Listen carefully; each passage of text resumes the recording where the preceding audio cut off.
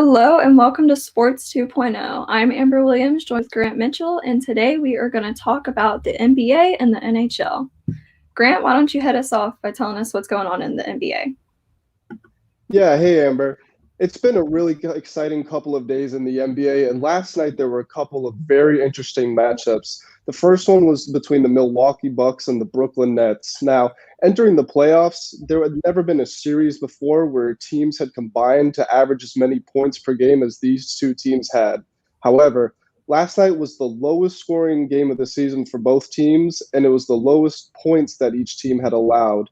And so it was really against the grain of everything that you would have expected from two teams that have five current All-Stars on their roster. Of course, James Harden did not play for the Brooklyn Nets, but they still have Kevin Durant and Kyrie Irving. Now for the Bucks, their two stars, Chris Middleton and Giannis Antetokounmpo, combined for 79% of their points in the game. That is the highest that a duo has ever accounted for within one game, and it is the sole reason that the Bucks came out on top 86-83. Giannis had a really disappointing game too. He only scored 18 points, which was well below his season average and his postseason average, and really fed into the narrative that he was only a regular season player. So he really needed that big bounce back game in Game 3. The Bucks and the Nets will be back in action on Sunday from Milwaukee, where I do expect the Nets to get their own back and go up 3-1 in this series, which would, for all intents and purposes, put the series out of reach. But that remains to be seen. And the other game last night, the Clippers and the Jazz. The Jazz really have looked the better team, even though they've had a couple cold streaks. They only shot 18% in the first quarter of Game 1, and they allowed a 22-7, I believe, run in the third quarter of Game 2. But they still managed to end up on top in both games. Donovan Mitchell has been sensational. The ESPN showed a stat during the broadcast that he had accounted for the most points in a four-quarter stretch since Allen Iverson did, and that was the second highest total in the past 25 years. The Jazz really have found their way with three-point shooting. Obviously, they made more threes than any other team in the NBA this year during the regular season, and they really have just outshot the Clippers at every turn. Los Angeles has turned to bench players Luke Kennard and Terrence Mann for some inspiration to try to match, but they really just can't keep up with the firepower that they have. And we've seen Paul George and Kawhi Leonard look rather tired and lethargic during these games, too. Of course, these are the two stars that the Clippers mortgaged their entire franchise for. Kawhi with the salary cap and Paul George with the 4 draft picks and 3 players that were traded to Oklahoma City. So you really are looking for them to step up, especially now that the series is headed back to Los Angeles. And honestly, these two games, they're really just there are a lot of storylines that can come from them, because if the Nets are to beat the Milwaukee Bucks, then there are the questions about, is Giannis only a regular season player, and is Durant maybe the best player in the NBA? And then of course, if the Bucks even the series 2-2, now it shifts to, can Giannis finally get over the hump, and does Durant need Steph Curry to win? And how important was James Harden to the team? Obviously, he's only played 1 minute in this entire series. And then the storylines in the Clippers and the Jazz. The Jazz have never won a championship in their entire franchise history, and they haven't been to a final since the days of Stockton and Malone. And for the Clippers, if they lose this series, it's championship or bust, and it has been for the past couple of years. And they would just be the result of that would just be a massive bust. So you really are looking at the storylines and the narratives that are forming heading into the back half of these series. Yeah, and do you have, I know it's very early, but do you have a pick that you think is going to be the one to win it all? The one to win it all, that I can't say for sure right here. One of my picks, and I had to give a justification with it. I thought the Lakers would be able to make it to the finals, but I also thought that their chances grew better the longer they played, which seems a little counterintuitive because they would be going up against tougher competition. But LeBron James and Anthony Davis were both injured, and I thought that if they could get some momentum going, then they would have their better chances. But obviously, they were eliminated by the Phoenix Suns in the first round. So at this point, even though they are a very small market and they don't have a tradition of being a winning team, I do think the Jazz could get to the NBA Finals from the Western Conference. And on the other side of things, The Philadelphia 76ers have looked pretty good, although they did drop that first game to the Atlanta Hawks at home. The Milwaukee Bucks, again, they have Giannis, a two-time MVP and a Defensive Player of the Year, but we just don't know if we can trust him yet. The Brooklyn Nets, probably the most talented team ever formed. They have to be the favorites coming out of the East. So if you really forced me to lock into a bet right now, I would take the Brooklyn Nets in the East, and I would take the Utah Jazz in the West. And although I think the matchup favors Utah in that situation, I think Brooklyn's talent would just be too much. And right now, I would take the Brooklyn Nets to win it all, but it definitely could go a different way. That's fair. Well, thank you, Grant, for the update. Now let's move to the NHL. So last night, the Vegas Golden Knights took on the Colorado Avalanche and won 6-3 to take the series 4-2. So this means that Vegas will be playing the Canadiens on Monday, June 14th at 9 p.m. in the conference finals. This is an interesting scenario for the two matchups because Montreal swept the series against the Winnipeg Jets on June 7th with a 3-2 overtime win, whereas Vegas had to fight and come back. They had to do 4 straight wins to get the comeback win against the Avalanche. The Vegas coach said that when they were down 2-0, he knew that everybody was kind of betting against them. But with this comeback, I think that momentum could play a huge effect when they take on the Canadiens. So I see Vegas definitely as a threat, and especially because last night, with those 6 goals on their side, it wasn't just 1 or 2 players scoring goals. It was 6 individual players, so they have a full offensive team that is ready to take on these Canadiens. So one of the things that I thought was most interesting about that series, was it was 2 teams that were both in the top 3 for goals for and goals allowed during the regular season. That's an unprecedented matchup between offense and defense in the same series, not even in the Stanley Cup Finals. Oh, I know. Yeah, for sure. I think that was a very interesting back and forth series. It seemed like very sure to go to the Colorado Avalanche at first, and then Vegas was just able to completely take it back.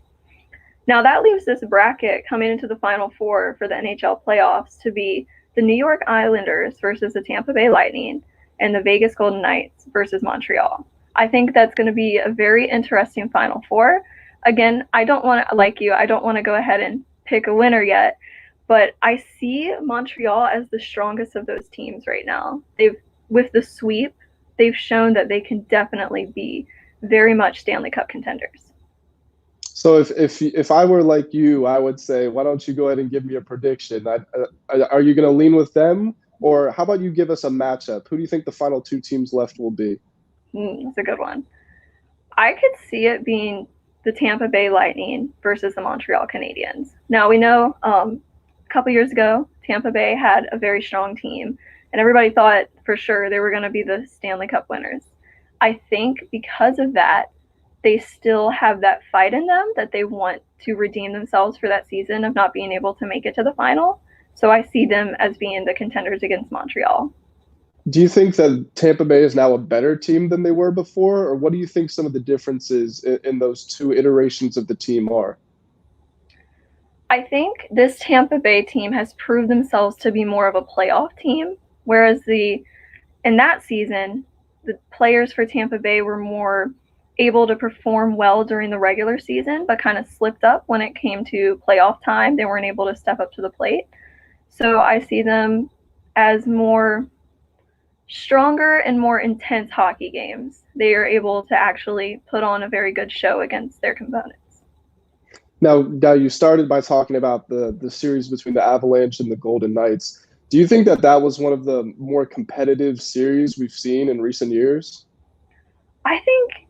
I wouldn't say recent years, but I would say for this year, it was a very competitive matchup because, like you said, one was very offensively heavy, whereas the other one was not. So it was very interesting back and forth. However, what we thought was going to be a sweep, like I said, ended up being a complete comeback, which I think is just an incredible story to see in the Stanley Cup. I mean, that's why we love NHL playoffs, is because of stories like that.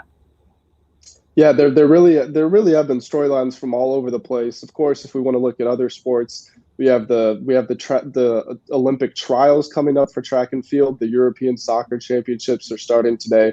So it really is a great time to be a sports fan. We started off by talking about the NBA, and now you're talking about the comebacks. Really, just has me thinking about some of the stuff that's going on in the NBA.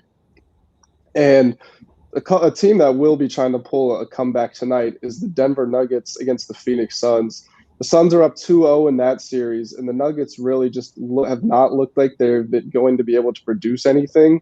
So I'm really interested to watch that. And so the reason I bring this up is because I want to ask you, who is your underdog pick for the series?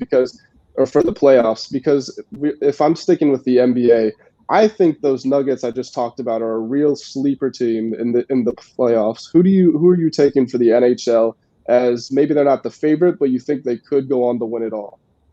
I would have to go with the one that I would consider the underdog right now would be the New York Islanders. They're the only ones I haven't mentioned or talked extensively about within the Final Four, because I just don't see them as a stronger team than the other three.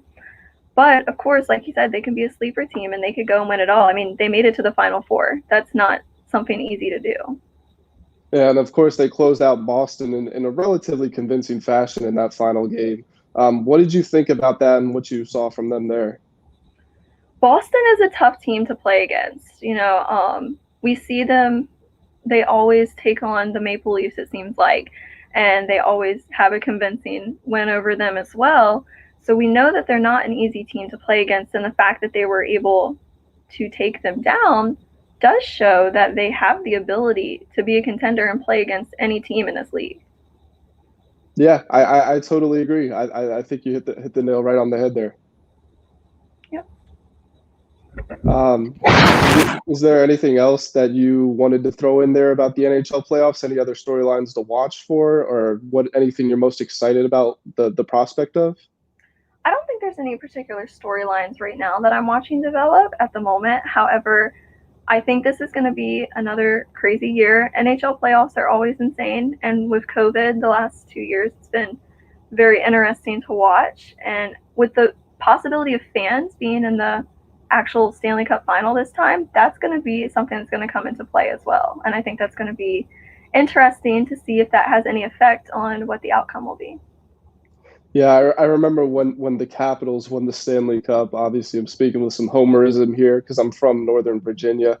I've worked with a couple of diehard Capitals fans, and during that whole week, even the whole month of celebration, I don't think I've ever seen fans so excited to be able to celebrate a championship. But yeah, it's going to be amazing if we're going to be able to see fans at full capacity back in, and of course, one city is going to be able to walk away with that feeling that I just brought up the Capitals fans had a couple of years ago. Yeah, it's going to be awesome, especially with things opening up. I'm wondering if we're going to see a bunch of celebrations when it comes to whoever wins. Well, Amber, that's all I've got on my end. Anything left that you had? Nope, I think that's all. If you don't have anything else to add, then I think that is it from us. This is Grant and Amber signing off from